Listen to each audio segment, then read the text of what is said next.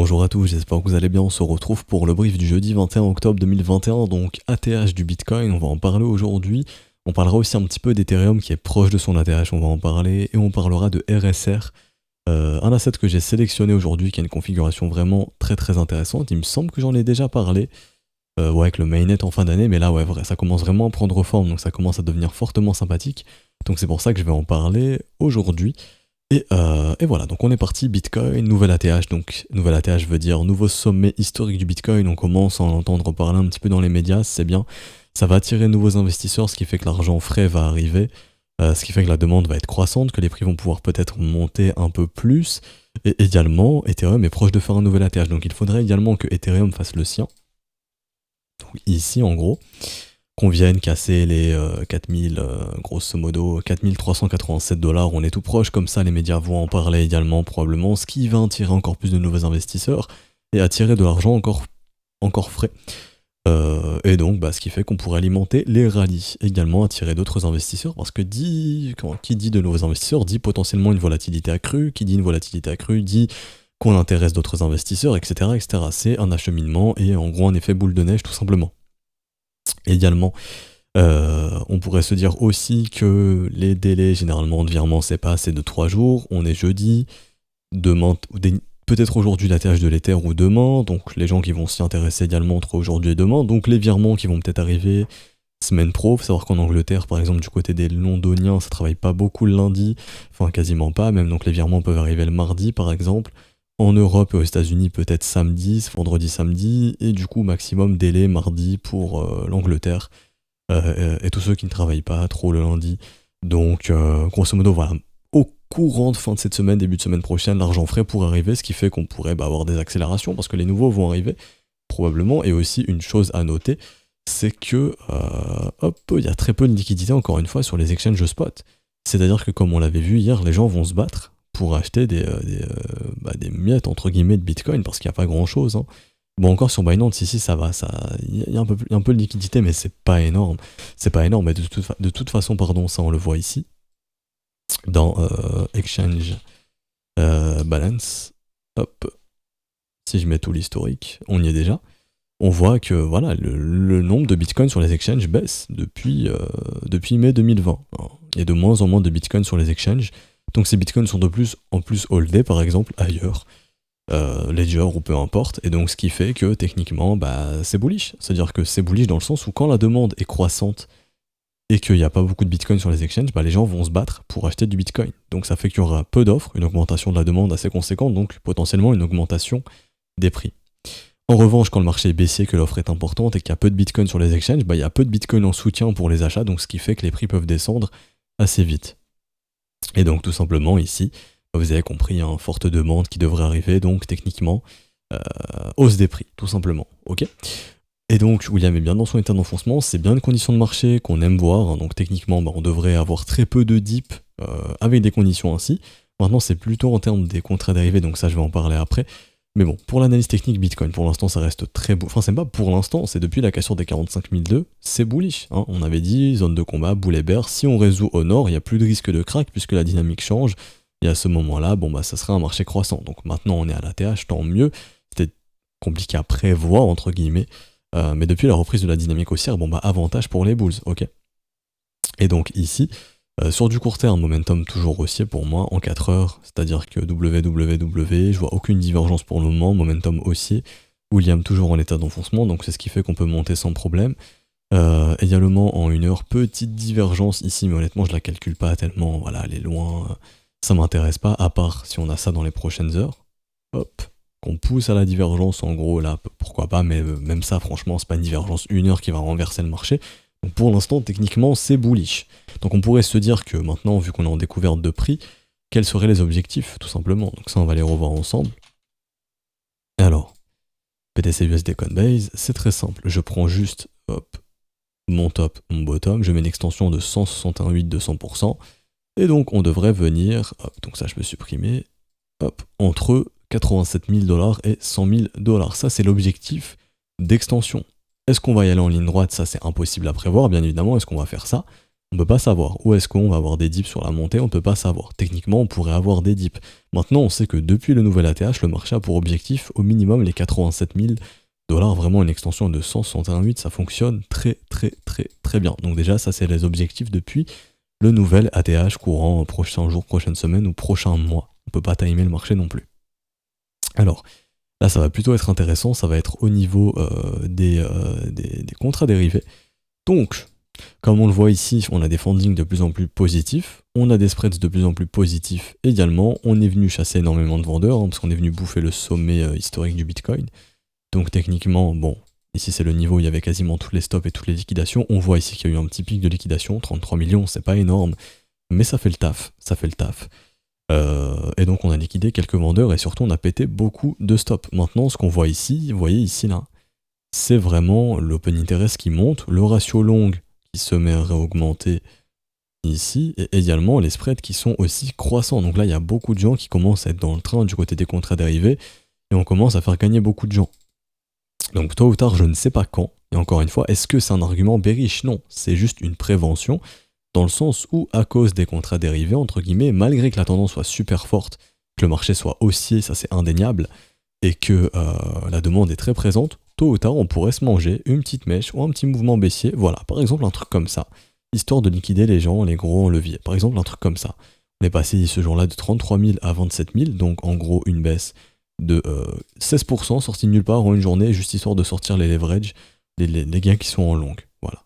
Ou par exemple, un exemple parlant, ici, là sur cette petite mèche.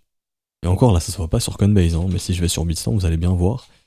Voilà, en gros, des petites mèches comme ça, qui viennent sortir les leverage. Et ça sur les dérivés, potentiellement encore plus que sur le marché spot. Vous voyez ici, là, la petite mèche sortie de nulle part, juste pour sortir les longues et ensuite rallier haussier. Ça, c'est quasiment certain. Non, rien n'est certain. Mais c'est fort probable que ça arrivera. Donc si vous êtes en gros leverage, c'est plutôt à vous que je m'adresse, hein, sur les contrats dérivés, dites-vous qu'à tout moment, hop, on monte une petite mèche, un truc comme ça, une petite mèche sortie de nulle part, et qu'on repump, ça pourrait arriver. Ça pourrait arriver juste pour emmerder ceux qui sont en leverage et qui gagnent en leverage, histoire de les sortir, quoi, parce que le marché fonctionne comme ça. Alors, et donc, hop, comment savoir, entre guillemets, se dire, ok, là, ça pue un petit peu, ça va être au niveau de l'open interest. On a un niveau de référence qui est ici. À chaque fois qu'on vient dans cette box ici, là, on a ce qu'on appelle des nettoyages, que ce soit des nettoyages au nord ou au sud. Je m'explique. Par exemple, là, c'était full short, vous voyez le funding négatif, les prix baissent, l'open interest monte, les gens étaient en short ici, le ratio short augmente fortement. Ici, là, on a une grosse mèche, voilà, on pourrait avoir la même mèche. Vous voyez ici, une mèche au sud sur les dérivés, parce que ça, il n'y a pas eu sur le spot. Il n'y a pas eu sur le spot, ok. Une grosse mèche comme ça sur le dérivé qui vient liquider beaucoup de vendeurs, par exemple. Tout simplement. Ni plus ni moins. Et ça, on pourrait le faire au sud. Ok. Gros niveau d'open interest. Ensuite, ici. Pareil, lorsqu'on est venu chercher ce niveau d'open interest, nettoyage. Donc là, nettoyage au nord, parce que c'était full short. Ici, beaucoup de long, funding positif, open interest qui monte, prix qui monte, hop, nettoyage, gros nettoyage. On pourrait faire une chose assez similaire, ok, sans que ça change rien au fait que le marché soit bullish, ok. Mais là, par exemple, il faudrait commencer à se méfier quand on va arriver ici. Ils aiment bien nettoyer le marché quand on arrive entre les 150 000 bitcoins leveragés et les 155 000 grosso modo. Donc là, on a encore un peu de marge, donc peut-être monter encore un petit peu. Que de nouveaux bulls commencent à entrer avec du leverage, et qu'ensuite, hop, petit nettoyage, petite mèche, et on repart. Mais il y aura une petite mèche à un moment donné. Encore une fois, est-ce que j'ai un intérêt à ce qu'il y ait cette mèche? Honnêtement, je m'en fous, personnellement. Donc je dis pas ça parce que je veux absolument un dip pour acheter, honnêtement, j'en ai rien à foutre. J'ai déjà ce qu'il faut, que ce soit en bitcoin ou en altcoin, donc aucun problème ici. Mais voilà, je suis obligé de vous prévenir, entre guillemets, que c'est un risque potentiel à prendre en compte. Et donc vous donner aussi des niveaux qui peuvent vous aider à déterminer quand est-ce que cette petite mèche ou ce petit mouvement, voilà, histoire de rect un petit peu d'acheteurs, puisse arriver. Par exemple, j'ai les liquidations ici que je partage aux élèves. Hop, on voit qu'en termes de pic, voilà, dans les 60 000, 64 000, il y a un pic assez intéressant. 62 000 également, et entre 58 et 60. Je dis pas qu'on va aller vers ces niveaux. Je dis juste que là, par exemple, il y a des gros pics de liquidation qui peuvent être intéressants à capturer si, par exemple, il y a des gros portefeuilles qui veulent recharger en longue à un bon prix. Demain, admettons, il y a par exemple des whales qui veulent recharger en longue ici, et on est là-bas. Et il n'y a plus beaucoup de vendeurs à liquider. Ce qui peut arriver, c'est hop, le méchant mouvement, qui permet de déclencher des liquidations, qui permet de pousser les prix là-bas, et que les whales puissent acheter les grosses liquidations ici, et ensuite on reverse le marché. Donc tous ceux qui sont entrés en long ici se font rect, les whales rechargent ici, et on repousse. Tout simplement. Comme ça que ça peut marcher. Mais bon, pour l'instant, oubliez ça, dites-vous que le marché est bullish, qu'on peut monter sans problème, qu'on peut exploser les 70, les 75, les 80, etc. etc. mais qu'il faut juste surveiller qu'on commence pas à avoir trop d'acheteurs dans le train, parce que là on le voit depuis le 6 octobre, on a des spreads quand même assez positifs. Donc voilà, un petit nettoyage tôt ou tard, ça pourrait arriver. Maintenant, ce qui fait aussi que le nettoyage peut être retardé, entre guillemets, ou ne pas arriver, c'est parce qu'il n'y a pas beaucoup de leverage sur de leverage sur les alts. Et ça, comme je l'envoie aux élèves aussi, le funding des altcoins, il n'est pas super élevé, et les évolutions d'open interest non plus. C'est-à-dire que les gens sont pas en train de FOMO dans les alts. Actuellement, le FOMO sur les dérivés se fait plus sur le Bitcoin et sur l'Ether. Donc généralement, les gros nettoyages qu'on voit sur le Bitcoin et qu'on voit sur les alts, bah, c'est parce qu'il y a beaucoup de gens qui sont en leverage sur les alts et ça entraîne des cascades de liquidation, une pression vendeuse beaucoup plus importante, et que c'est aussi beaucoup plus rentable de liquider la majorité du marché sur Bitcoin et sur les alts. Ça permet de liquider des milliards et ensuite on repart dans l'autre sens, mais actuellement les gens sont pas leveragés dans les altcoins. Donc c'est une bonne chose, c'est une bonne chose. Ce qui fait que le nettoyage pourrait arriver quand les gens vont avoir confiance et vont aller mettre du levier dans les alts, quand voilà, tout le marché sera en leverage altcoin et Bitcoin, à ce moment-là on pourrait faire un nettoyage. Bon, quoi qu'il en soit, ça reste bullish. Je le répète une dernière fois, il n'y a rien de plus à dire. Ethereum, c'est un peu la même chose, vous voyez ici les spreads commencent vraiment à accélérer. Donc là on commence vraiment à avoir une demande importante sur le dérivé. Pareil, les open interest commencent à monter également ici, donc on commence à avoir quelques acheteurs dans le train. Donc pareil, méfiance. Ce qui fait qu'on pourrait avoir des pullbacks, vous voyez ça comme des pullbacks, tout simplement. On est proche de l'ATH, il y a beaucoup de stops et de liquidations qui attendent au-dessus. Donc voilà, c'est une question de temps pour y aller sur Ether. J'ai les liquidations d'Ethereum juste ici. Hop. Donc côté short, ouais non, les 4500 c'est blindé, 4300 un petit peu, donc voilà, 4500, 4006. Côté long, 3008, 4000, il y a un peu de liquidation, donc peut-être revisiter ces niveaux tôt ou tard. Hein. Par exemple, un truc comme ça. Hop, hop, et hop. Pourquoi pas? Mais en tout cas, ça reste bullish. Et les objectifs d'Ethereum sont beaucoup plus élevés, donc déjà on a l'objectif de l'épaule tête épaule inversée, entre les 4300 et les 4006. Mais surtout, en cas de nouveau sommet, bon bah là c'est clair et net, on a les 6000 $, entre 6000 et 7000 $. Et là, depuis l'ATH récent, enfin depuis le mouvement baissier récent, en termes d'objectifs, j'ai les 4008 et les 5400 $. Donc oui, les objectifs se trouvent plus haut pour Ethereum. Et je pense que Ether peut finir ce cycle entre 10 et 20 000 $ sans problème. Maintenant, encore une fois, on va pas y aller en ligne droite, et là ceux qui sont en spot, vous vous en foutez, vous. Mais je parle plus à ceux qui sont en leverage avec des gros leviers, bah dites-vous que le marché va essayer de vous sortir de façon un petit peu, on va dire, comment dirais-je, un petit peu méchante. C'est-à-dire des mèches, ça vous sort et puis le marché repart dans l'autre sens, mais c'est juste pour s'assurer qu'il n'y a pas trop de gagnants avec de gros montants en leverage. Tout simplement, avec du levier. Et donc pour finir, je parle de RSR que je trouve vraiment très intéressant. On avait vu ensemble qu'il y avait le lancement du mainnet en décembre, donc buy de rumeur, celle de news. Hein, je vous expliquais pourquoi on achète avant que la news arrive et on vend quand la news arrive, tout simplement. On achète avant que l'événement arrive et on vend quand l'événement arrive. Parce que de gros portefeuilles, quand l'événement arrive, ça, en gros, pour faire simple, on a ce qu'on appelle de l'attractivité, de l'attention autour du projet. Qui dit attention dit de la liquidité. Donc si des gros ont besoin de distribuer, généralement ils le font autour des événements.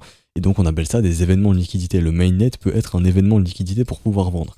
Admettons, si quand le mainnet arrive, on est tout là-haut, on pourrait avoir un dip, ce qui fait qu'il pourrait vendre pour repartir ensuite. Mais au moins un sell de news. Donc ça peut être intéressant de prendre profit avant que le mainnet arrive, parce que les gros vont probablement en prendre aussi un petit peu, vu qu'ils auront de la liquidité pour le faire. Quoi qu'il arrive, RSR vraiment très très bullish, dans le sens où on est en zone de rechargement, on est en train de valider le second creux pour un énorme W potentiel ensuite, on est en train de faire un W weekly dans la zone de rechargement, qui est un gros W daily dans la zone de rechargement également, enfin une succession de W, ici le gros W, également ici le W, donc c'est super bon signe. J'en ai un également qui pourrait se former juste ici, c'est extrêmement bullish. En termes de momentum, divergence haussière, momentum haussier, je suis de l'autre côté de la trendline, c'est super, W de l'autre côté. Zone de rechargement, c'est une zone dans laquelle on cherche à acheter, faire de l'investissement long terme. Maintenant, ça ne veut pas dire que ça va performer, mais pour l'investissement, c'est super cette zone. C'est celle qu'on privilégie. Et également, on pourrait être dans le fameux scénario du first sell-off. C'est-à-dire, pour ceux qui connaissent les études d'une bulle, que j'ai montré aux élèves et je vais vous montrer également. Hop. Pour ceux qui connaissent, image, hop, ici, piège baissier pour une grosse bulle, un gros mouvement de bulle ensuite. potentiellement, ça pourrait arriver, peut-être pas maintenant, peut-être au printemps, mais on pourrait être dans ce genre de scénario. Je pense qu'en mensuel, ça se voit bien, ouais. Je pense que si on passe en mensuel, pourquoi pas. Phase de pump, first sell-off, W mensuel, zone de rechargement, tac, tac, tac, et on repump, et on refait de nouveaux sommets pour l'année 2022. Pourquoi pas?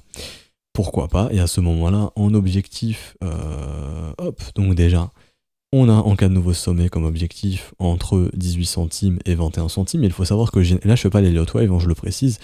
Généralement, la vague, en gros, de bulle, entre guillemets, comme je l'appelle, donc la grosse accélération ici, est beaucoup plus importante que la vague qui a mené au sell-off. Donc, si on est dans le first sell-off, ici, techniquement, on est censé faire une vague beaucoup plus impulsive.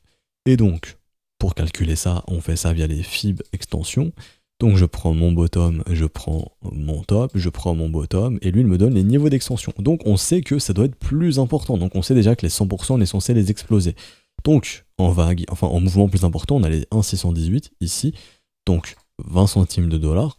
Ensuite on a en termes d'objectifs un peu plus élevés les 25 centimes de dollars, on a ensuite les 32 centimes de dollars, les 44 centimes de dollars et les 55 centimes de dollars. Ça voudrait dire qu'en gros on a une charte qui ressemble à ça. Pour faire simple. Voilà. Si on est, par exemple, dans la fameuse phase bulle, donc là c'était le first sell-off et là l'accélération pour ensuite, bien évidemment, pas oublier que tôt ou tard, ça arrive bien évidemment. Ok, qu'on est en gros ça. Ok. Si on refait le cycle qu'on a fait ici, et de toute façon les cycles se répètent. Si vous regardez bien, on a la même chose. Phase de pump ici, zone de rechargement, W weekly, phase de pump. Phase de pump ici, retracement, zone de rechargement, peut-être, nouveau sommet. Et si on regarde bien, cette vague ici a aussi été plus importante. Si je mets les extensions, hop, je prends cette vague ici, je prends celle-ci, on s'est arrêté à 3,618. Donc techniquement, si on refait la même chose, 3,618 ici c'est 44 centimes de dollars. Bon, le mec qui investit à 3 centimes, s'il peut vendre sur la montée, et ça jusqu'à 44 centimes de dollars, c'est un bon investissement, j'ai envie de dire. Donc voilà, l'histoire semble se répéter ici, sachant qu'on fait un nouveau sommet sur le market cap, donc techniquement, qui dit nouveau sommet dit que de l'argent devrait rentrer, donc ça favorise les nouveaux sommets sur ce genre d'assets, qui peuvent ne pas arriver bien évidemment, je tiens à le préciser aussi, mais ça me paraît être un investissement assez intéressant. Encore une fois, c'est pas un conseil d'investissement, mais juste une charte qui est intéressante et qui mérite d'être suivie. À noter également que j'ai été un petit peu chercher avec qui on investisseur dessus. Il y a le hedge fund de Coinbase, donc le Coinbase Ventures qui sont dessus. Donc c'est peut-être pas pour rien si le fonds de Coinbase est dans le RSR, c'est qu'ils sont peut-être au courant de quelque chose ou qu'ils savent que techniquement c'est intéressant ou fondamentalement c'est bon, tout simplement. Après à savoir depuis quand ils sont dedans, mais ils sont encore dedans, donc c'est potentiellement une bonne chose. Donc voilà, je voulais vous en parler. Qu'est-ce que je peux dire de plus ? Oui, j'ai des niveaux un petit peu plus fous, hop, comme ceci. Donc là, c'est vraiment, si vraiment ça part en cacahuète, hein.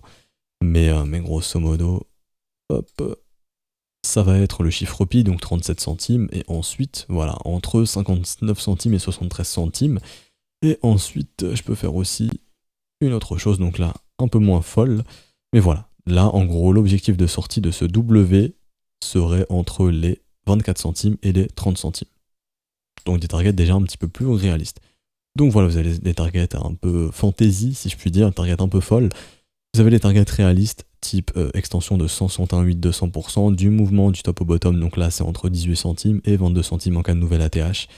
Et voilà, donc j'ai un peu de tout. L'objectif c'est d'avoir pour moi des objectifs sur la montée, tout simplement pour prendre des profits sur la montée. Le but c'est de vendre de plus en plus haut et de plus en plus cher pour faire de plus en plus de profits bien évidemment et augmenter son prix moyen de vente.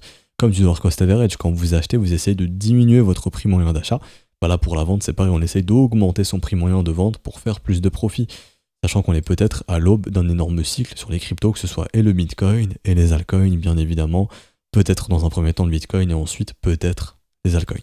Voilà, du coup on va s'arrêter ici pour aujourd'hui, j'espère que ça vous aura plu. Si c'est le cas, n'hésitez pas à laisser un petit pouce bleu, à vous abonner si ce n'est pas déjà fait, à nous rejoindre sur Discord, je mets le lien en description et en commentaire. J'ai pris compte de vos commentaires, oui le lien semble expirer, je vais le changer, vous inquiétez pas. Je vais essayer de voir si ça fonctionne, et si ça fonctionne normalement, je vous le publie. Du coup, tout est expliqué aussi, si vous souhaitez rejoindre l'école aussi, hein, tout est expliqué dans le salon. Bienvenue à ce moment précis du mois. rejoignez via les modalités crypto le Patreon. C'est trop tard, le Patreon c'est en début de mois, donc le 1er novembre, donc dans une dizaine de jours grosso modo. Donc à ce stade du mois, vraiment, absolument, les modalités crypto, vous rejoignez aujourd'hui 21 octobre pour un mois, vous avez accès jusqu'au 21 novembre.